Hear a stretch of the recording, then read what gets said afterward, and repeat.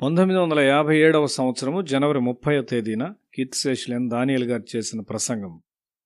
లూకాసు వార్త 11వ అధ్యాయం 27-28 వచనాల్లో ఆయన ఈ మాటలు చెప్పుచుండగా ఆ సమూహంలోనున్న ఒక స్త్రీ ఆయన చూచి, నిన్ను మోసిన గర్భమును నీవు కుడిచిన స్తనములను ధన్యములైనవని కేకలు వేసి చెప్పగా ఆయన, అవును గాని దేవుని వాక్యం విని దానిని గైకొనువారు మరి ధన్యులని చెప్పెను. తమ కుమారులు మనుషులందరిలో శ్రేష్టమైన వారిగా ఉండాలని తల్లులు కోరుకుంటారు. యేసులో ఈ తల్లి ఆ విధమైన కుమారుని చూచింది.